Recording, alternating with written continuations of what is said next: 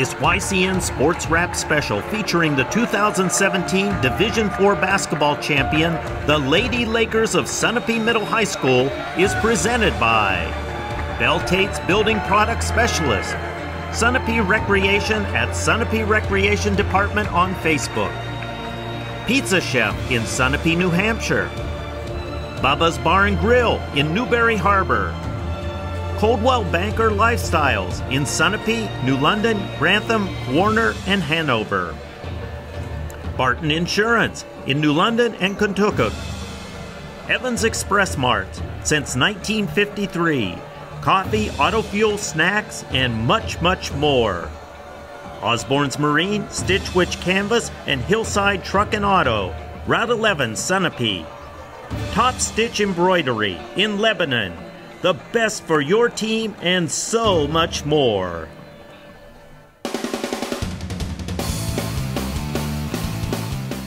Hey, welcome to a very special basketball playoff edition episode of YCN Sports Wrap. I'm your host, Andrew Zerhide. Thanks for tuning in. This week, we'll only be focusing on the girls basketball team from Sunapee, New Hampshire, as we'll be chronicling the Lady Lakers' ride throughout the playoffs and into their third straight undefeated Division IV state championship. But first off, let's take a brief look at Sunapee's regular season. The Lakers came into the year on a 48-game winning streak, having last lost to Hinsdale in the 2014 finals. And this season, their dominance continued, as Sunapee averaged nearly 69 points a game while allowing just 30, winning by an average of almost 40 points per contest. Their closest game of the year was against the Newport Tigers, but Newport 1 plays in a higher division, and 2, the Lakers still came out on top by nearly 20 points. Once the regular season came to a close, Sunapee held an overall win streak of 70 games, along with the #1 seed heading into the playoffs. In the first round, the Lakers hosted the 16th seeded Mount Royal Knights, a team that is brand new to the varsity level. Sunapee had no trouble advancing with a score of 69-27. This put the Lakers into the quarterfinals, where they faced off against the 8th seeded Woodsville Engineers. Sunapee had beaten the Engineers 66-27 back on January 20th. After this round, the rest of the playoffs moved to a neutral location at Southern New Hampshire University, so this was the last home game for 7 Sunapee seniors. Let's now take a look at the game to see if Woodsville was able to keep pace with the Lakers. The Lady Lakers mentality has always been play as if it's your last game. Well, for 7 Sunapee seniors, it literally could be their last game representing their school during this NHIAA Division IV tournament. But this quarterfinal matchup was just another small bridge to cross to get to the semis, as Sunapee came out on fire after Katie Frederick won the opening tip-off. The Lakers quickly scored after Sydney Clark missed a layup, but Katie was right there to do what she does best, gobble up offensive rebounds for second chance points. Ball security would be a huge factor for the Engineers, as Sunapee used a full court press the majority of the game, stealing possession after possession away from Woodsville. Meg Frederick recorded 3 steals within the first 5 minutes, along with a block and 2 assists for Sunapee. The Lakers constantly turned defense into offense and used fast break scoring and full court passing to quickly take a commanding lead after 1 quarter. Jess Parsons played a big role in the first 8 minutes, scoring 6 points. And the second quarter was similar to the first, as Sunapee's high-scoring offense could not be stopped. The Lakers took a huge 47-point lead with a score of 56-9 going into the break. In the second half, most of Sunapee's starters took a seat, which spread the valuable minutes around to some of the underclassmen. But the points kept on coming for the Lakers, as Sunapee's depth was on full display. By the end of the game, the Lakers had won easily by a final score of 83-18. As for Sunapee, Katie Frederick had a game-high 23 points along with 14 rebounds, even though she sat most of the second half. Jessica Parsons scored 14 points, Faith Larpenter drilled a pair of threes to go along with 10 points, and Sydney Clark threw in 10 of her own. In total, 10 different Sunapee players scored, as once again, the Lakers' depth shined.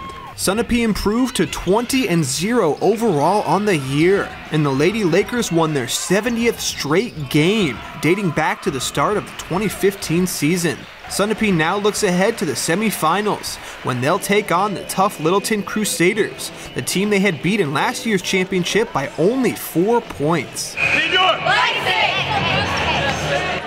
Well, after the Lakers beat Woodsville in the quarterfinals, they advanced into the semis, where they faced off against the 4th-seeded Littleton Crusaders. These two teams didn't match up during the regular season, but they do have a history of meeting in the playoffs. And just a year ago, Sunapee beat Littleton by just 4 points in the finals to win their 2nd straight title. So without further ado, let's see who is able to get the W and advance into the championship. Sunapee is a very experienced, battle-tested team with 5 starting seniors, while Littleton is just the opposite with just 1 senior in total. But she happens to be one of the better players in the state, Emma Bogardus. But unfortunately for the Crusaders, Bogardus wasn't able to play in this one due to illness. Even with Bogardus, Littleton had a tough task ahead of them if they wanted to hand Sunapee their first loss in nearly 3 years. The game started off with a Littleton possession after Sunapee's Katie Frederick knocked the opening tip-off out of bounds. After a few turnovers from both sides, Littleton's Lainey Hadlock was able to get a layup after great ball movement from the Crusaders. Sunapee would turn the ball over on their next possession, which allowed Littleton's Lexi Walker to score a short-range basket after a nice pass from Darcy Horn. The Lakers' next possession again resulted in a turnover, but Littleton played copycat with a turnover of their own. Sunapee is not used to playing from behind, but the Lakers' high-scoring offense wasn't about to be stopped. This was when Sunapee went on a 20-0 run to take control of the game. Faith Larpenter sparked the run by scoring 4 straight points, and Sunapee's defense stepped up, as the Lakers would record 7 first-half steals, most coming as a result of their full-court pressure. Katie Frederick was huge for Sunapee after she scored 7 points in the first and 8 in the second quarter. She also hauled in 11 first-half rebounds, 8 offensive. The Lakers would take a commanding 19-point lead at the break, with a score of 33-14. The game, however, wasn't over, as we remember last year's finals when Sunapee came back from a 20-point deficit to beat Littleton by 4. The Crusaders definitely remembered and came out of the break looking good, as Littleton actually outscored Sunapee 16-12 in the third. Hadlock knocked down a big 3 and Walker put in 6 in the quarter, but the Lakers continued to play tough in the fourth, as they put Littleton in an insurmountable hole. Sunapee would go on to win comfortably by a final score of 64-38. Katie Frederick was once again an absolute force in the paint, as she scored a game-high 30 points, and she pulled down at least 20 rebounds for another very strong double-double. Sydney Clark scored 13 points while adding multiple assists, and Faith Larpenter put in 9 for the Lakers. Sunapee improved to 21-0 on the season, and they've now won 71 straight contests dating back to 2014. This game marked the 6th straight season the Lady Lakers have at least reached the semifinals, and this win put Sunapee in the championship for the 4th straight year. The Lakers will hope to win the last game of the season against Colebrook and become three-peat champions for the 2nd time in Sunapee's history.